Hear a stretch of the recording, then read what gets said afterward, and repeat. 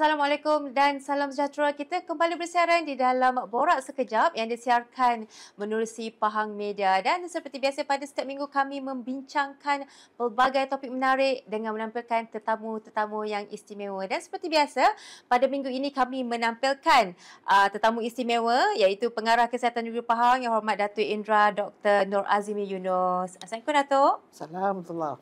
Sihat Datuk?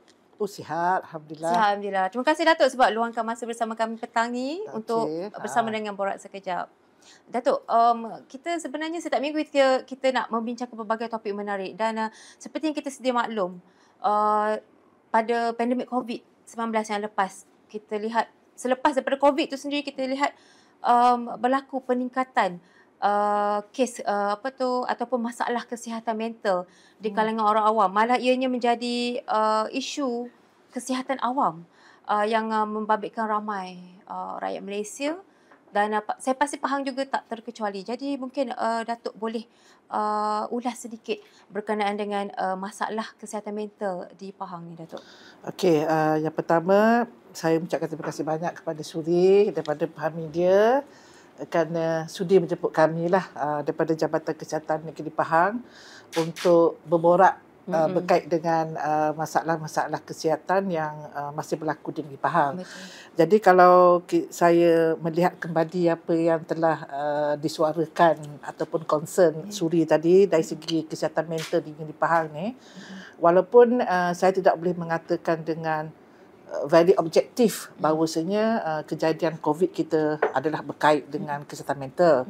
Tetapi memang kita dapati pada waktu itu memang kita dapati ramai terkesan disebabkan mungkin kehilangan pekerjaan, lepas tu mungkin kematian ahli keluarga. Jadi mungkin mendatangkan kita kata kesan mental kepada ahli keluarga lah.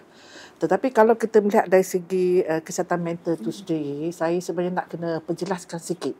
Sebab banyak salah faham berlaku dari segi kesihatan mental dengan penyakit mental. Itu merupakan dua perkara yang sangat berbeza. Tetapi secara amnya, kalau kita kata seseorang itu mempunyai kesihatan mental yang baik, ini bermaksud keupayaan seseorang itu dari segi emosi, cara berfikir, cara bertindak bila mana dia dilanda sesuatu yang tak baguslah. Contohnya macam berlaku kematian ataupun gagal dalam peperiksaan dan pelbagai lagi musibah yang berlaku. Jadi kalau seseorang itu mempunyai kesihatan mental yang baik, dia boleh cope. Maksudnya walaupun berlaku kehilangan, dia masih bertingkap positif ataupun dia rasa macam dia boleh rasa tak apa. Dia murung jugalah, sedih. Tapi kadang 2-3 hari je dia dah boleh sihat. Jadi itu yang kita katakan dia mempunyai kesihatan mental yang baik. Tetapi kalaulah seseorang itu tiba-tiba murung dia itu panjang. Maksudnya kalau kita rasa kenapa lama sangat menangis sampai seminggu dan sebagainya. Jadi pada waktu itu kita merasakan dia kesihatan mental mereka tu telah terjejas. Sampai dia tak boleh keluar bilik, dia tak nak makan, minum dan sebagainya. Tapi itu kita akan katakan orang itu mungkin sedang mengalami kesihatan mental yang terjejas. Tapi kalau kita kata penyakit mental, dia merupakan yang mungkin boleh kurang daripada yang saya sebutkan tadi, bila dah murung lama, sampai satu tahap dia jadi gangguan yang teruk kepada pemikiran. Mungkin sampai tahap dia mungkin nak rasa nak bunuh diri ataupun datang suara-suara nak bunuh orang. Itu yang kita dengar banyak berlaku, membunuh suami, bunuh isteri, bunuh anak-anak dan sebagainya. So pada waktu itu kita katakan pesakit itu telah mengalami penyakit mental. Dan penyakit mental memang kena dirawat oleh pakar psikiatri dan dikena ubat. Okey, jadi saya nak baliklah kepada soalan Suri tadi dari segi kalau kita kata bagaimana dengan situasi kesihatan mental di Pahang. Sebenarnya memang juga kita rasa bimbang juga.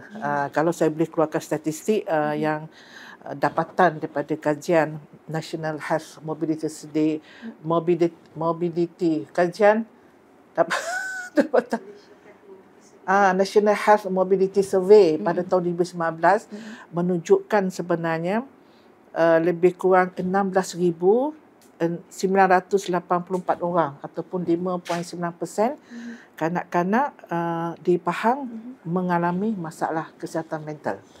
Bukan penyakit mental Maksudnya pada waktu itu masalah kesihatan mental tu mungkin pada waktu kajian dibuat dia ada kemurungan, dia ada kebimbangan ataupun dia ada stres yang luar biasa. Itu yang kita maksudkan dia mempunyai kesihatan mental yang terjejas. Kanak-kanak Dan kanak-kanak.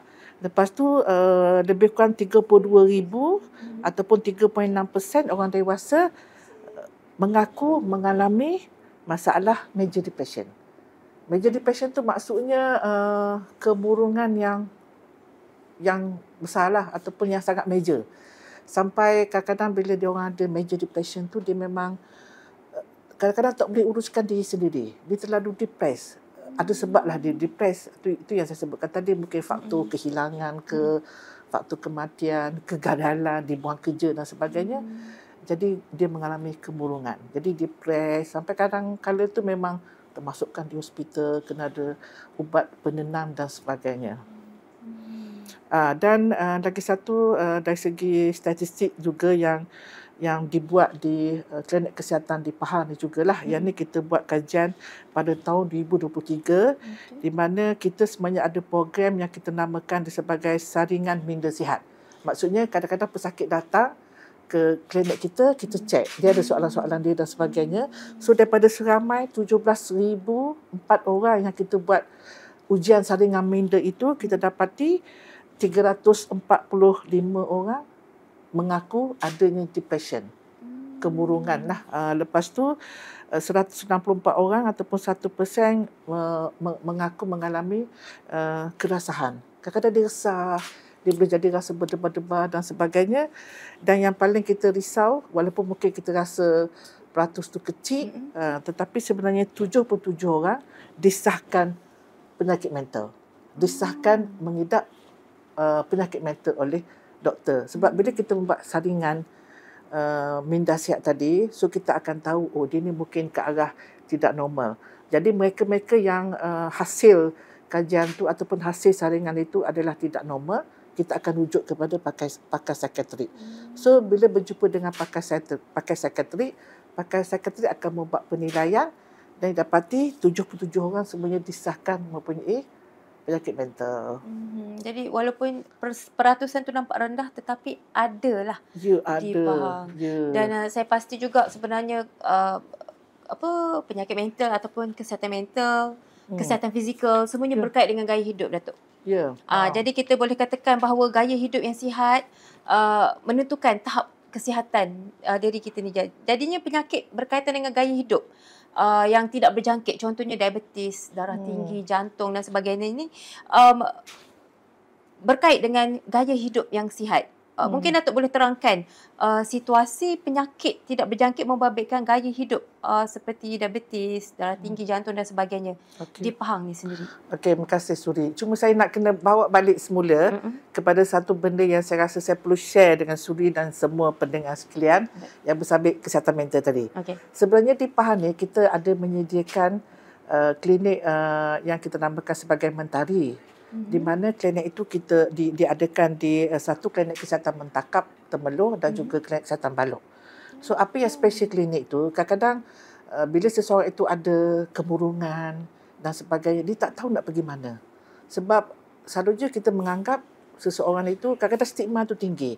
Ni sakit mental ni, ni gila ni dan sebagainya. Dia tak naklah dirujuk kepada hospital ataupun ke klinik psikiatri sebab selalunya orang akan menganggapkan bahawasanya kalau dirujuk ke kita panggil hospital ataupun klinik psikiatri, mungkin dah gila dah ni. Jadi itulah sebab kita Malaysia telah wujudkan 2 klinik. Maksudnya klinik ni lebih kepada siapa-siapa yang ada rasa keresahan, rasa-rasa tak sedap emosi dan sebagainya, kita benarkan dia just walk in saja. Mari je ke klinik kita, iaitu di klinik kesihatan Mentakap dengan Balok. Jadi bila datang kat situ kita ada doktor. Jadi dia boleh meluahkan perasaan dan sebagainya dengan harapan emosi dia tu kita boleh dapat kawal lah dan dia tidaklah terus menjadi yang lebih buruk seperti akhirnya disahkan sebagai penyakit mental dan sebagainya. Klinik Mentari nama dia kita namakan dia sebagai klinik Mentari, iaitu di klinik kesihatan Mentakap, Temeloh dan juga di klinik kesihatan Balok, Kuantan. Okey, sebab banyak nak share dengan Suri ni, itu yang jadi seronok sangat suri tanya tu. Bolehlah cakap pada para pendengar sekalian. Okey, balik pada kecil manis ni. Ya.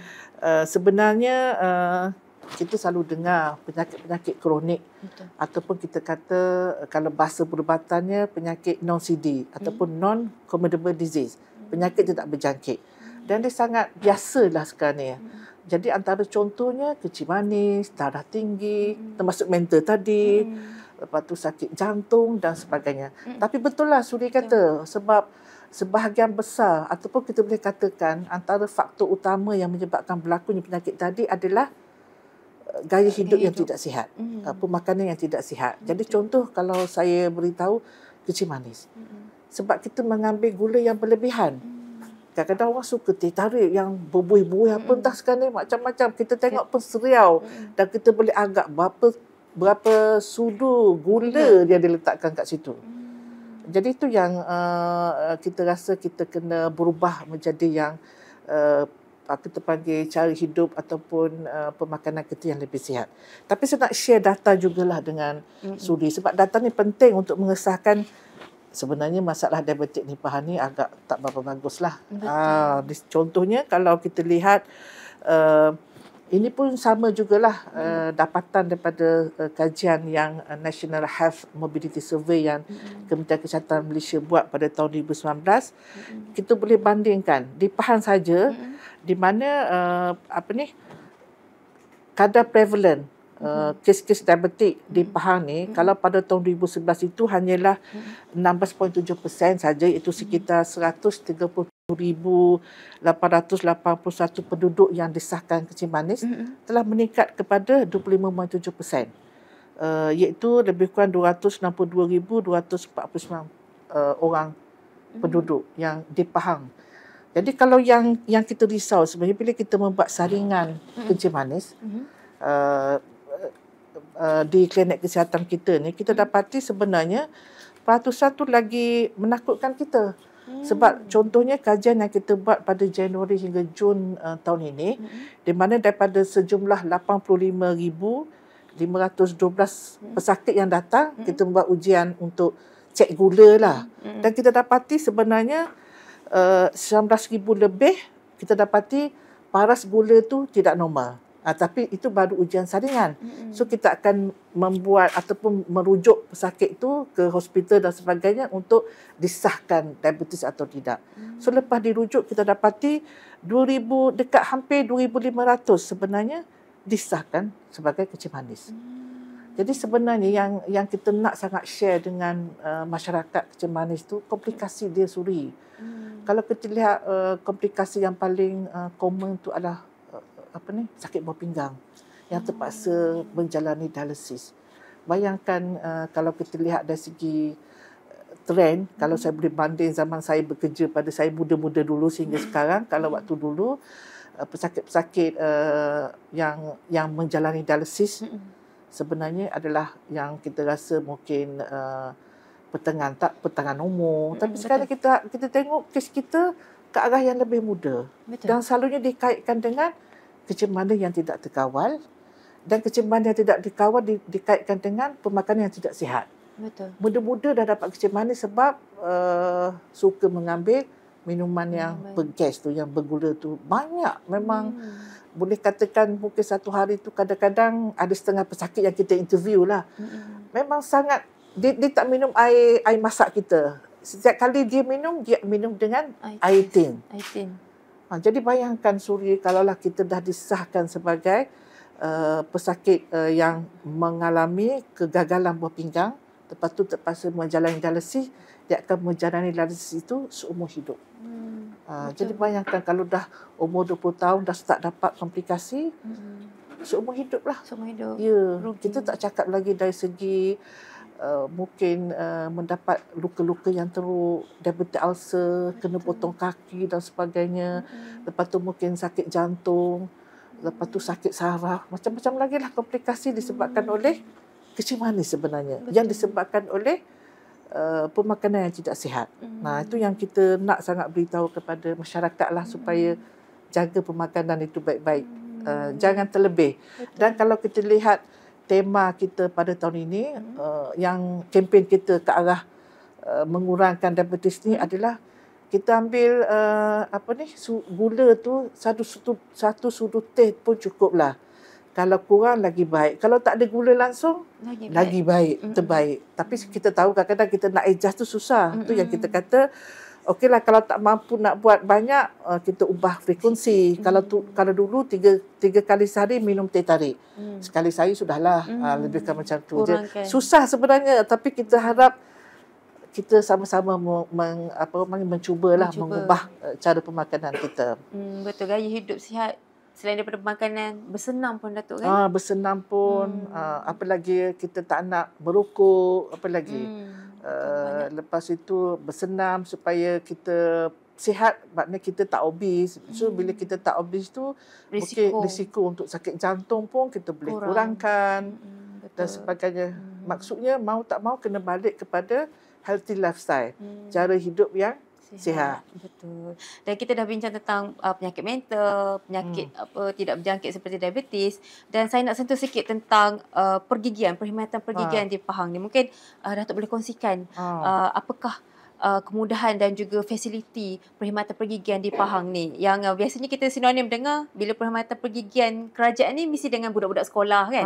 Tapi sebenarnya lebih luas. Lebih meluas perkhidmatannya. Mungkin Datuk boleh kongsikan perkhidmatan pergigian. Suri, sebenarnya ini pun lagi satu aspek yang saya memang nak bershare dengan para pendengar sekalian lah.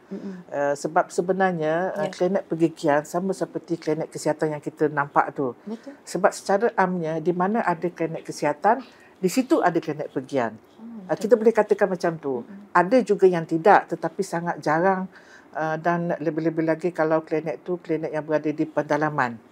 Jadi kalau saya lihat dari segi kita panggil kesediaan fasiliti klinik pergian tu banyak. Contoh kalau di Pahang kita ada lebih kurang 73 buah klinik pergigian yang duduk sekali dengan klinik kesihatan. Tapi mungkin orang tak perasan sebab dia akan pergi, mungkin dia demam dan sebagainya, sedangkan sebelah tu ada klinik pergigian. Dan kalaupun di klinik kita tu kebetulan mungkin tak ada klinik pergian, tapi kita masih pergi sebab kita ada bawa pasukan kita, ada doktor gigi kita. Memang kita akan buat secara berkala di situ. Sama ada sebulan sekali ke, kita masih pergi. Dan untuk makluman Suri juga yang mungkin ramai yang tidak tahu, pergigian juga mempunyai kepakaran.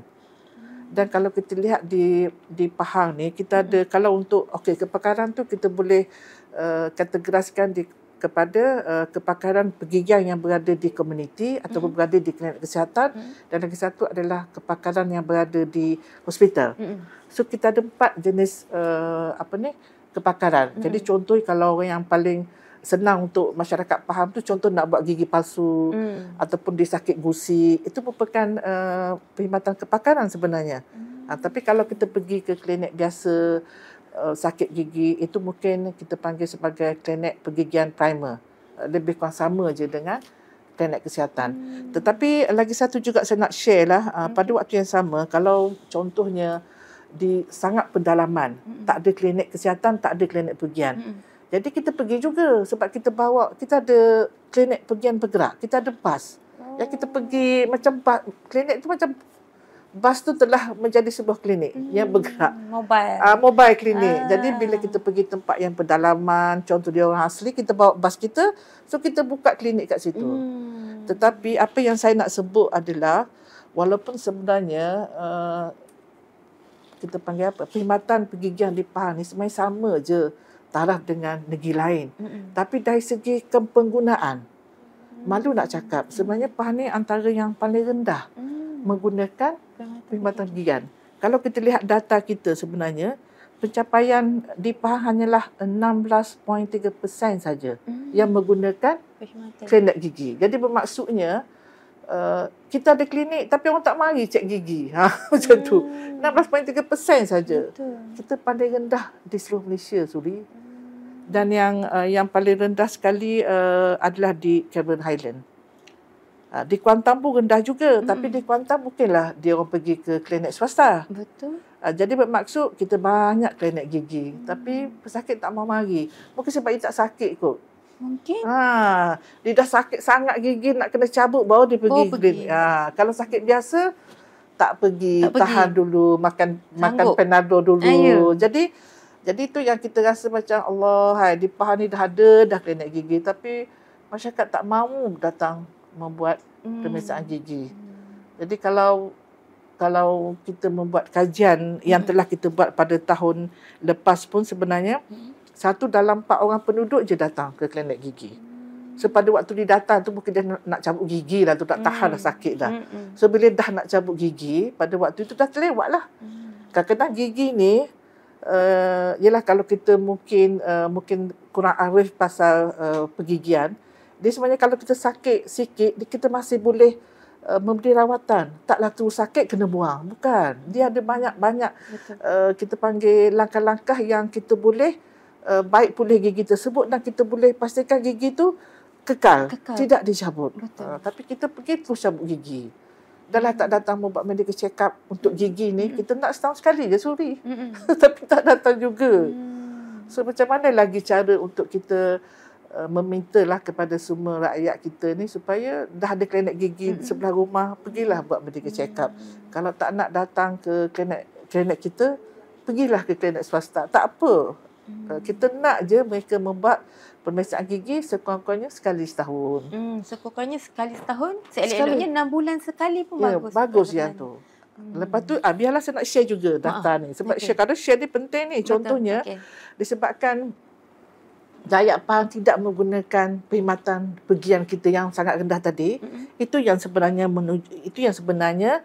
yang menjadikan data di Pahang ni pun rendah juga, di mana 80.5% kanak-kanak yang berumur 5 tahun di Pahang ada kerosakan gigi. Dan data ini merupakan kelima tertinggi di Malaysia. Pada waktu yang sama juga, 40% kanak-kanak yang berumur 12 tahun mempunyai kerosakan gigi. Dan kita juga kelima tertinggi di Malaysia. Dan 90.5% orang dewasa di Pahang mempunyai kerosakan gigi. Jadi betul lah, itulah kita panggil dapatan kajian kita, dan diselari dengan orang tak mari klinik kita semuanya. Yang datang klinik kita hanyalah 16% saja. So saya mengharaplah, kami semua mengharap supaya bila pendengar mendengar perkara ini supaya datanglah mendapat pemeriksaan gigi. Sebenarnya gigi tu penting. Kita tak ada gigi, macam mana kita nak makan nak makan dahak gigi. Tak boleh, nak kunyah pun susah. Dahlah kalau tak ada gigi rongak, gigi jongkang, macam mana nak senyum? Tak cantik dah. Itulah, jadi sebenarnya datanglah membuat pemeriksaan supaya kita boleh mengesan awal masalah gigi tersebut, dan sesungguhnya kita boleh menawarkan banyak rawatan kepada mereka tersebut. Betul. Tak semestinya pergi untuk cabut gigi. Betul. Bayaran pun rendah sangat. Sangat-sangat RM1 je. Ya, RM1, RM3 sahaja. Jadi tak ada alasan. Tak ada alasan. RM1 untuk klinik pergian yang biasa. Kalau untuk pakar tu RM5 saja. Tapi tak datang juga. Macam mana ni suri ni? Kena tunggu sakit agaknya kan. Itu kebersihan gigi, Datuk. Ini kalau kebersihan premis pula di Pahang ni. Sebab kita tahu kebersihan premis makanan lah terutamanya sangat penting untuk mengelakkan keracunan makanan. Jadi Datuk mungkin boleh cerita sikit tentang keracunan makanan di premis makanan di Pahang ni, Datuk. Okey, yang ni pun dari segi kebersihan premis makanan pun juga masih menjadi isu jugalah di Pahang sebenarnya. So kalau Suri pernah tengok ataupun ikut media, pernah beberapa kali ikut kita membuat operasi di premis makanan, memang premis makanan kita masih lagi di tahap yang kami rasa tak berapa bagus mana sebenarnya. Tapi saya tidaklah mengatakan semua tu macam kotor tu, tidaklah. Tapi bila kita pergi tu masih lagi premis kita dalam keadaan yang tak sepatutnya berlaku. Contohnya tempat masak yang sangat kotor yang selalu kita temui. Kemudian kadang-kadangnya kita masih ada nampak bangkai tikus, lepas tu najis tikus, penggunaan kita panggil periuk-periuk yang berkarat dan sebagainya, air yang bertakung, air yang melimpah keluar, peti sejuk yang dah rosak, peti sejuk yang berbau. Jadi memang perkara-perkara itu sebenarnya daripada masa ke semasa, walaupun kita banyak membuat operasi, dia masih berlaku. Kalau dulu kita buat operasi di premis A, so kita mengesan di premis A. So bila kita membuat pemeriksaan di premis B, benda yang sama kita jumpa. Jadi yang tu yang kita risau sebab dia boleh memberikan risiko keracunan makanan. Sebab ialah kalau misalnya kata persekitaran tu kotor, dan tambah pula kalaulah pengendali makanan. Contoh yang tukang masak tu sendiri. Tukang masak sendiri contoh kuku panjang. Lepas tu tak jaga kebersihan. Yang kita risau banyak kali yang kita beritahu adalah bila kita pergi toilet, balik toilet, kita basuh dengan bersih. Sebab tidak, pergi toilet terus kita pegang daging, pegang ayam, pegang sayur, masak dan sebagainya. So dia ada risiko sebenarnya kuman yang daripada toilet tadi yang kita tak basuh betul-betul masuk dalam makanan boleh menyebabkan pencemaran makanan. Apalagi kalaulah makanan tersebut makanan yang kita tak masak, contohnya mentah, buah-buahan yang kita potong-potong saja, risiko dia sangat tinggi. Jadi yang tu yang kita nak sangat, satu dari segi premis makanan tersebut kenalah jaga kebersihan makanan, termasuk juga premis, termasuk juga pengendali makanan tu sendiri. Maknanya kalau dia dari segi kebersihan kulit, kuku, lepas tu rambut, dan kalau boleh tak adalah dia menggaru sana menggaru sini, lepas tu memegang menyentuh makanan dengan tangan, bukan dengan penyepit dan sebagainya. So yang tu juga daripada masa ke semasa kita sentiasa menemui bila kita buat operasi benda yang sama kita kesan. Sama di daerah mana bila kita buat memang kita kesan benda yang sama, walaupun sebenarnya kita banyak memberikan pendidikan dari segi pengendalian yang betul kepada pemunya premis, sama ada kepada owner, kepada tukang masak dan sebagainya, tapi dia masih berlaku. Contoh di pasar malam, masih lagi berlaku keracunan makanan dan sebagainya. Kalau macam tu apa tindakannya yang daripada Jabatan Kesihatan? Selalunya kalau bila kita membuat operasi dan kita nampak rating dia sangat rendah, contoh kita menjumpai ada najis tikus yang memang lepas tu peti sejuk yang sangat rosak, barang dalam tu dah busuk dan sebagainya, memang kita tutuplah. Di bawah undang-undang yang kita ada, kita tutup premis tersebut maksimum 14 hari supaya dia kena bersihkan serta-merta, bersihkan sehinggalah kita boleh datang buat check up semula untuk kita mengesahkan dia boleh buka ke tak boleh buka. Dan kalau dia tak nak juga mengambil tindakan, yang ni kes yang sebegini yang kita boleh bawa kepada mahkamah dan sebagainya lah. Itu kalau kebersihan di premis, Datuk. Kalau di perumahan pula, dia akan menggalakkan pembiakan nyamuk Aedes yang menyumbang kepada denggi. Jadi mungkin Datuk boleh kongsikan bagaimana keadaan ataupun situasi denggi di Pahang ni. Dia betul tu. Dia dah berkait dah tu. Yang tadi tu persekitaran kebersihan premis. Yang ni adalah kebersihan persekitaran tu sendiri. So kalau kita lihat dari segi penyakit denggi, saya rasa kita semua dah rasa mungkin dah bosan dia sakit denggi je hari-hari kan. Tapi sebenarnya kalau kita melihat trend situasi denggi di Pahang, dia macam masih tinggi juga. Kalau saya boleh tunjukkan graf kat sini. Ni kalau kita bandingkan graf, kalau kat sini kita tengok yang merah tu pada tahun 2023. Yang biru tahun 2022. So trend dia masih macam tak turun dah. Bertambah. Dan sehingga ke hari ini sebenarnya kes yang telah dilaporkan, jumlah kes yang dilaporkan di Pahang adalah sebanyak 1,394 kes. Setakat ini dengan satu kematian. 2023. 2023. Dan kematian tu baru kita laporkan pada 18 November baru-baru ini. Tetapi apa yang kita bukanlah risau, apa yang kita rasa sangat berduka cita lah. Walaupun kita banyak membuat promosi dari segi kebersihan rumah supaya tidak ada di persekitaran rumah kita tu adalah bekas-bekas pembiakan nyamuk Aedes, tapi bila kita membuat cek masih ada lagi nyamuk Aedes tersebut. Jadi ini yang menyebabkan berlaku penularan kepada orang lain lah. So kalau dah sah denggi, lepas tu nyamuk kita banyak, dia akan ambil kuman daripada denggi daripada A tadi pas juga kepada orang lain tu oleh nyamuk tadi. Jadi benda ni sebenarnya akan selesai. Saya yakin kalaulah setiap daripada kita semua ni menjaga kebersihan rumah kita cukuplah. Contoh rumah kita tak boleh ada langsung bekas-bekas yang boleh menakun air. Dan menakun air itu kita tak perlu tunggu baldi ke atau potong yang besar tu, tidak. Kadang-kadang polystyrene bekas pun cukuplah. Bila dia ada je air yang bertakung, nyamuk pun akan pergi bertelur kat situ. Nyamuk Aedes lah maksudnya. Jadi tu yang boleh menyebabkan berlaku transmisi Aedes, dengue di sesuatu kawasan perumahan. Kita tak cerita yang tanah lapang yang sebelah rumah tu, mungkin orang kata siapa nak bersihkan kawasan lapang tapi rumah kita tu kena bersihkan dalam dan juga luar rumah. Boleh kita rasa kita boleh eliminate ataupun kita boleh pastikan dengue itu dah tak ada dah. Selagi kebersihan persekitar kita tak memuaskan, selagi itulah kita akan berdepan dengan masalah demam dengue. Macam di Pahang sendiri, di mana yang paling tinggi sekali? Daerah mana, Datuk? Kalau untuk di Pahang ni, yang paling tinggi sekali adalah masih di Kuantan. Di Kuantan, lepas tu di Temerloh dan juga di Bentong. Kita boleh tengok tu bandar-bandar, boleh dikatakan bandar yang besar lah. Ya. Sebab nyamuk Aedes tu sendiri sebenarnya dia suka air yang bersih. So selalunya kalau air yang bersih tu berada dalam persekitaran yang bersih lah. Dia tak duduk di tempat-tempat yang kotor, lokal-lokal kotor tu tak ada. Tu nyamuk lain, nyamuk yang kita panggil Anopheles Norwegian mosquito yang kita rasa Allah banyaknya nyamuk. Tapi nyamuk itu tidak membawa penyakit dengue.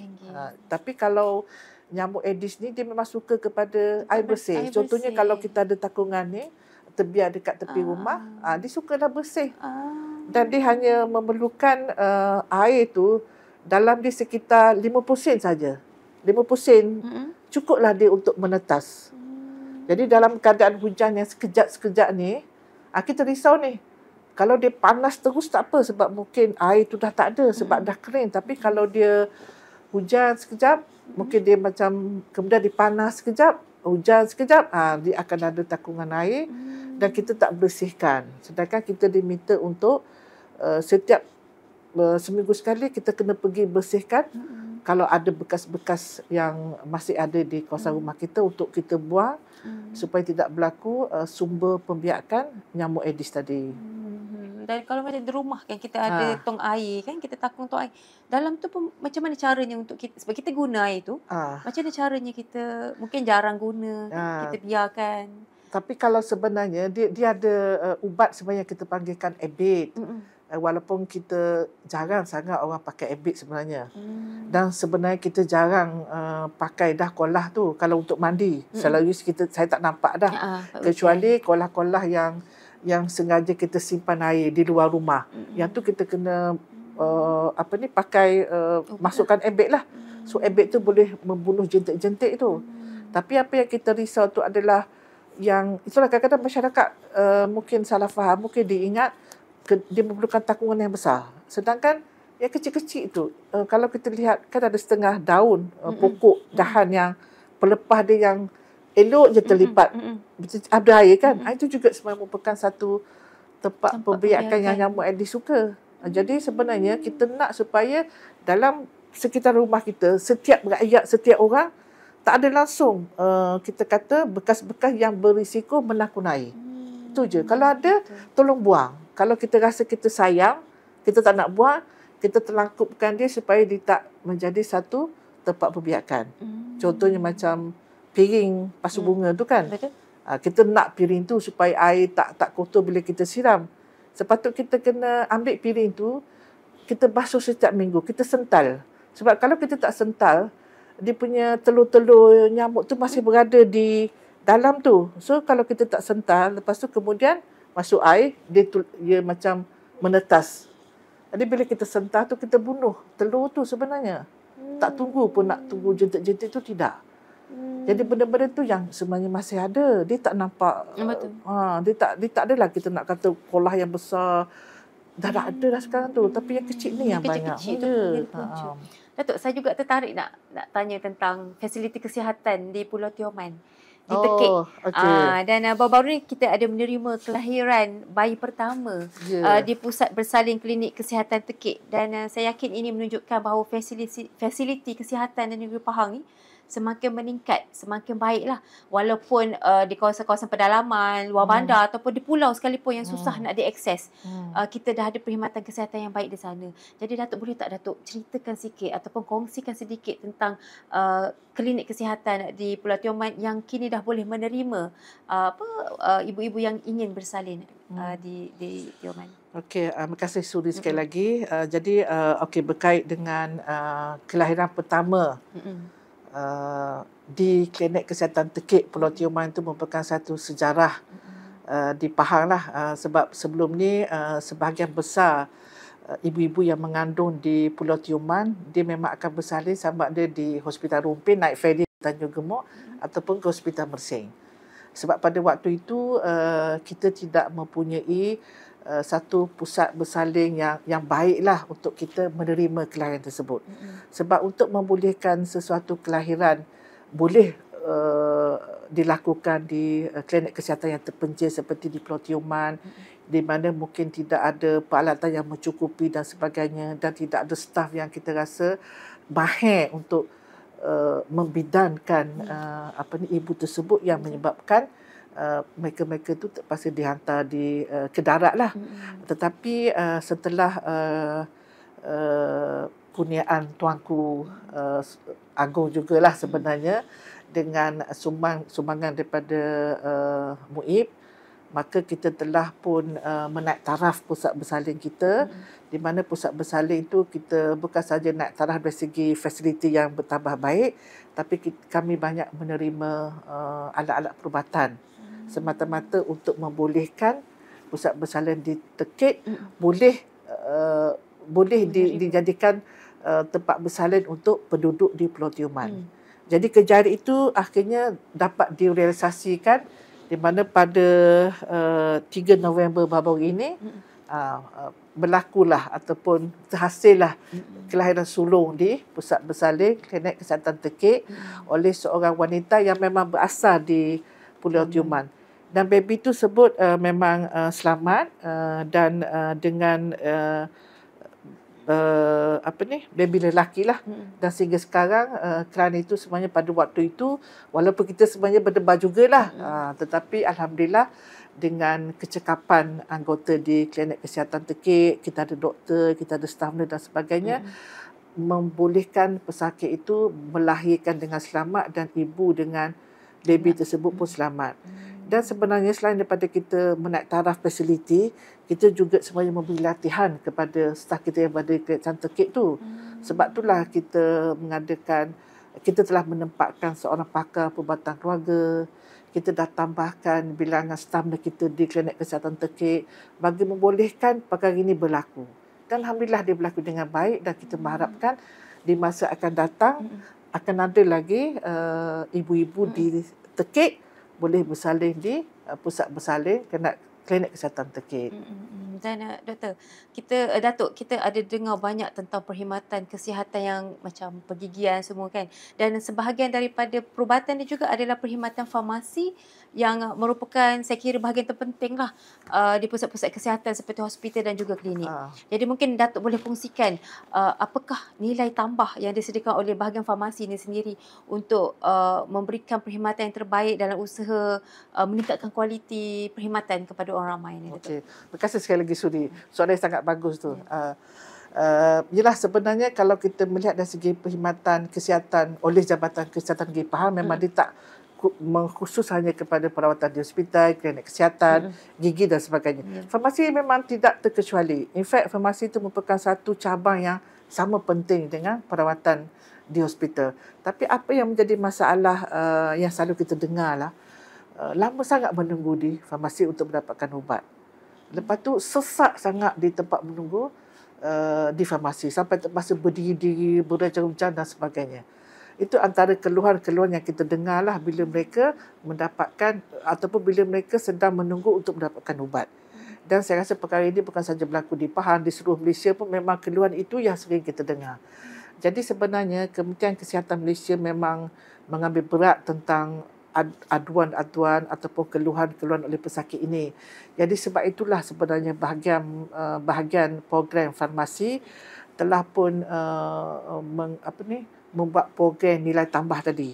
Iaitu mereka telah membuat beberapa macam inovasi lah, perkara baru bagi untuk mengurangkan kesesakan di klinik ataupun di tempat menunggu farmasi dan akhirnya menggunakan waktu menunggu mendapatkan ubat. Jadi antara yang bukan paling baru lah, antara jenis-jenis nilai tambah yang disediakan adalah yang pertama tu adalah pandu lalu. Saya tak pasti Suri pernah dengar atau tidak. Kita ada pandu lalu untuk mendapatkan ubat seperti KFC, McDonald, kita pandu lalu je. Tapi memang dah ada lah kita panggil, dah ada peraturan dia lah bila boleh ambil, bila boleh datang dan sebagainya. Jadi pesakit hanya dah tahu dah, oh besok saya nak pergi ambil ubat. Dia tak perlu pergi kepada klinik ataupun dia tak perlu pergi ke jabatan farmasi ataupun di kaunter farmasi. Sebaliknya dia dah tahu saya akan ambil ubat melalui pandu lalu. So dia bawa kereta, dia berhenti kereta dia, lepas tu kita pun ambil ubat, dia pun balik. Tidak perlu menunggu. Tak perlu menunggu. Kecuali menunggu pun mungkin depan dia ada lagi seorang kereta. Macam dekat KFC tu lah, menunggulah sekejap. Selebihnya tak menunggu. Sama juga kita ada lagi satu jenis tu adalah park and take. Park and take tu maksudnya dia ada satu, di farmasi tu sendiri, dia ada satu tempat di mana pesakit tadi akan park kereta, turun kereta, pergi ambil ubat. Lepas tu ambil kereta, balik. Dia tak payah masuk dalam tu bersama dengan yang kadang yang sesak-sesak berdiri lama tu tak ada. Dia ambil je ubat dia, pak, ambil, balik. Dan lagi satu tu adalah ubat melalui pos. Maknanya tapi dah ada perjanjian lah ataupun dah ada persetujuan di mana ubat-ubat ni kita boleh pos melalui pos laju. Dan kita boleh hantarlah, memang ada sedikit bayaran sebenarnya. Kalau dalam Pahang ni mungkin RM6 sekali pos. Tapi dia sangat mudah lah sebab pesakit tak perlu datang ke hospital. Sebab banyak waktunya pesakit datang ke hospital adalah hanya untuk mengambil ubat. Bukan berjumpa doktor. Jadi bukan saja mereka akan mengalami masalah nak cari parking pun susah. Dah ada tempat parking, menunggu lagi di bahagian farmasi untuk dapatkan ubat. Lepas tu menunggu lagi lamanya untuk dapatkan ubat. Dah datang pukul 9 mungkin pukul 12 baru dapat ubat. Jadi banyak lagi lah jenis-jenis nilai tambah yang telah kita buat sebenarnya bagi mengurangkan masalah tersebut. Namun sekali lagi saya sebutkan sebenarnya perkhidmatan nilai tambah ni masih slow di Pahang juga. So adakah kita memang adakah masyarakat tak tahu ataupun memang tidak ada pengetahuan tentang wujudnya nilai-nilai tambah ini, kita tak pasti sebenarnya. Sebab setakat ini dari segi kita panggil pencapaian kita dari segi kepenggunaan nilai tambah tu hanya 24% saja. Sedangkan kita dah mulakan nilai tambah tadi seawal 2011 di beberapa hospital di Negeri Pahang, termasuk juga di klinik kesihatan. Jadi kita pun tak pasti kat mana silapnya kita sebenarnya. Adakah memang pesakit tak aware? Tetapi sebenarnya kalau kita melihat di seluruh hospital, di klinik kesihatan, memang kita ada banner sebegini, ada bantin sebegini yang mengatakan kita ada nilai tambah sekian-sekian. So siapa-siapa yang nak menggunakan nilai tambah itu boleh berurusan di kaunter. So kita boleh menawarkan pada mereka. Mereka nak drive-thru, mereka nak park and take atau mereka nak ubat melalui pos atau pelbagai lagi. Tujuan dia adalah kita nak supaya inovasi nilai tambah ini akan memberikan kemudahan kepada pesakit kita sebenarnya. Tak perlu datang ke hospital dalam keadaan tak cukup parking, farmasi yang sesak, penuh, waktu menunggu yang lama. Tapi malangnya tak ramai juga yang menggunakan kemudahan yang telah kita sediakan sejak 2011 lagi di Pahang. So bagaimana lagi kita nak war-warkan kepada itulah supaya kita dapat memperkemaskan lagi sistem pengambilan ubat tu. Baik Datuk, soalan terakhir kita hari ni. Saya nak tanya sikit sebab sekarang dah masuk monsun timur laut ataupun musim tengkujuh lah. Dia melanda negeri-negeri di pantai timur dan Pahang antara negeri yang tak terkecuali daripada menerima hujan yang lebat pada hujung-hujung tahun ni. Jadi Datuk, bila berlaku bencana banjir akibat daripada monsun timur laut ni, bencana lain lah, tanah runtuh atau banjir, mangsa akan dipindahkan ke PPS ataupun PPT. Jadi mungkin Datuk ada nasihat sedikit kepada mangsa-mangsa banjir yang nak berpindah ke PPS dan juga mangsa-mangsa yang sudah pun berada di PPS ni supaya menjaga kebersihan ataupun menjaga, orang kata, alert lah, ambil berat tentang kesihatan anak-anak dan juga keluarga. Okey, terima kasih Suri. Jadi ada dua keadaan di situ. Satu adalah kalau kita dah tahu rumah kita akan sentiasa dinaiki air dan saban tahun memang kita akan berpindah ke PPS yang berdekatan ataupun PPT. Jadi nasihat kami itu adalah supaya kalau kita ni adalah contohnya pesakit yang pesakit kronik. Contoh seperti pesakit yang pesakit buah pinggang tadi yang menjalani dialisis. Memang kita memang dah pesan kepada mereka awal-awal lagi keluar daripada kawasan tersebut, pergi ke tempat yang tak ada banjir lah. Supaya mereka boleh meneruskan dialisis tersebut di tempat baru.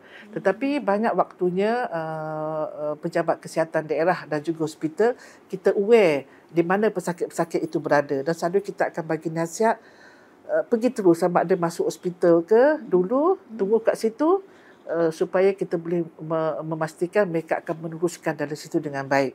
Sama juga dengan ibu-ibu yang sedang mengandung, yang kita tahu dekat-dekat nak bersalin ni, kita memang nasihat tolonglah keluar daripada kawasan yang mungkin dilanda banjir, pergi kepada rumah saudara mara yang tempat yang tak banjir, supaya kita boleh mengendalikan kelahiran mereka dengan lebih selamat lah.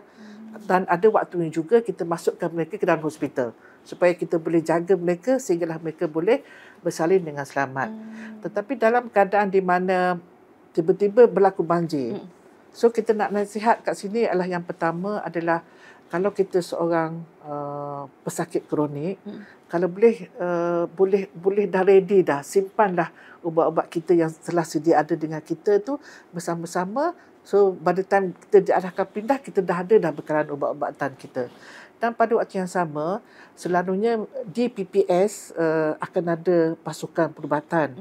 Jadi pesakit tersebut kena memaklumkan kepada pasukan perubatan tersebut mereka sakit apa. Kadang-kadang doktor yang datang mungkin doktor yang bukan merawat beliau. Jadi sekurang-kurangnya pesakit beritahu kepada doktor, dan kalau pesakit dah ada ubat, dia boleh tunjuk kepada doktor, oh saya sebenarnya darah tinggi, pesakit kecil manis, ini ubat yang saya makan. Jadi doktor boleh memudahkan doktor lah untuk meneruskan rawatan tersebut. Dan pada waktu yang sama jugalah dari segi aspek kebersihan, kita tahu PPS itu adalah kawasan yang mungkin taklah berapa luas sangat sebenarnya, tetapi masa itu kadang-kadang sangat padat. Jadi di sinilah sebenarnya kita nak supaya PPS itu sentiasa menjaga kebersihan diri. Sebab mereka berkongsi toilet, berkongsi tempat tidur, berkongsi makan dan sebagainya. Jadi kalaulah pesakit tu sendiri mungkin contohnya dah ada batuk-batuk dan sebagainya, dia kena maklum kepada pasukan perubatan supaya mereka boleh diasingkan, supaya tidak berjangkit kepada orang lain dan sebagainya. Dan pada waktu yang sama juga, bila kadang-kadang dalam keadaan mungkin kelam kabut tu, kita masih perlu utamakan kebersihan. Jadi yang tu selalu kita nasihatkan pada masa-masa di PPS supaya kalau minum air, janganlah ambil air paip, kena minum air sama ada air daripada mineral ataupun air yang telah dimasak. Sebab paip kita tu kadang-kadang bila dah banjir betul, mungkin ada pecah kat bawah. Dan bila pecah kat bawah, kemungkinan berlaku kontaminasi antara air dah tercemar yang masuk ke dalam paip dan kita minum air yang tidak dimasak. Sama juga dengan membersih makanan dan sebagainya, membersihkan tangan dan sebagainya, kita kena sentiasa amalkan setiap masa. Dan lagi satu tu adalah kita tahu saya dekat PPS tu akan ada pack food yang diberikan. Jadi kalau boleh, yelah kadang-kadang pack food tu dibuat lebih awal. Jadi sepatut kita yang berada di situ, kita cek dulu pack food tu. Masih okey ke tak okey, bukan terus makan dan sebagainya, supaya tidak berlaku keracunan makanan di PPS.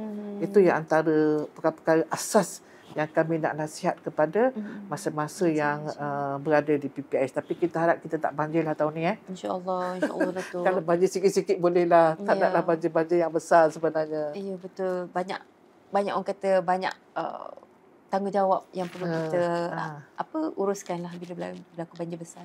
Baik Datuk, terima kasih kerana kesudian meluangkan masa bersama kami untuk berkongsi pelbagai topik yang kita bincangkan pada petang ini berhubung dengan isu kesihatan di Pahang. Dan terima kasih juga kepada anda di luar sana, penonton-penonton di luar sana yang masih lagi setia bersama kami di dalam Borak Sekejap. Dan sampai jumpa lagi pada siaran akan datang. Assalamualaikum.